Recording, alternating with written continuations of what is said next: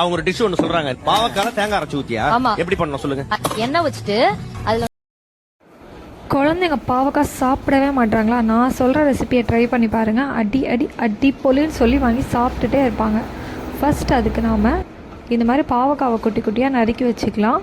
சின்ன வெங்காயத்தை நறுக்கிக்கலாம், பச்சை மிளகு நறுக்கிக்கலாம், ஜிஞ்சர் நறுக்கிக்கலாம். இப்போ ஒரு லெமன் சைஸ் புளியை எடுத்து ஊற வச்சுக்கலாம். இப்போ ஒரு பேன் எடுத்து வச்சுட்டு அதில் கொஞ்சமாக நல்லெண்ணெய் சேர்த்துக்கோங்க. நல்லெண்ணெய் சேர்க்குறப்போ பாவக்காவோட கசப்பு பெரிய அளவில் தெரியாது. நல்லெண்ணெய் சேர்த்துட்டு நல்லெண்ணெய் நல்லா சூடானதும் உளுந்து, சீரகம், கடுகு 3ஐயும் அதில் போட்டுருங்க. நல்லா அதெல்லாம் பொரிஞ்சு வரட்டும்.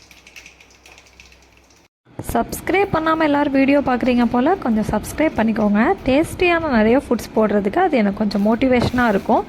இப்போ எல்லாம் பொரிஞ்சதும் கொஞ்சோண்டு கறி லீஃப் அதில் ஆட் பண்ணிக்கலாம். கறி லீஃப் ஆட் பண்ணதும் வெட்டி வச்சுருக்க ஜிஞ்சர், பச்சை மிளகா, சின்ன வெங்காயம், பாகக்காய் எல்லாத்தையுமே ஆட் பண்ணிக்கலாம்.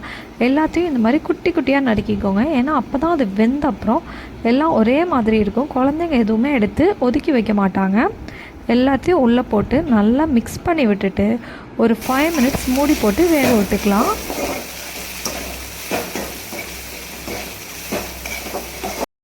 இப்போ நம்ம மூடியை எடுத்து பார்த்தோம் அப்படின்னா நல்லா வெந்திருக்கும். எண்ணெய்லாம் நல்லா அப்சர்வ் ஆகிருக்கும். இந்த மாதிரி நல்லா கலந்து விட்டுக்கோங்க. ஏன்னா அப்போ தான் சில பக்கம் வேகலைன்னா கூட ஈவனாக வேகும். இப்போ நம்ம ஆல்ரெடி புளித்தண்ணி எடுத்து வச்சுருந்தோம் இல்லையா, அதை இதில் ஆட் பண்ணிக்கலாம். புளித்தண்ணி ஆட் பண்ணும்போது இன்னும் பாவக்காவோட கசப்பு வந்துட்டு கம்மியாயிடும்.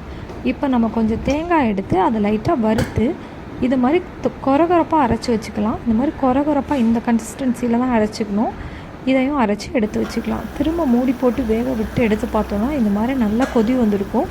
இந்த புளித்தண்ணியிலே பாவக்காவோட கசப்புலாம் காணாமல் போய் நல்லா வெந்துடும்.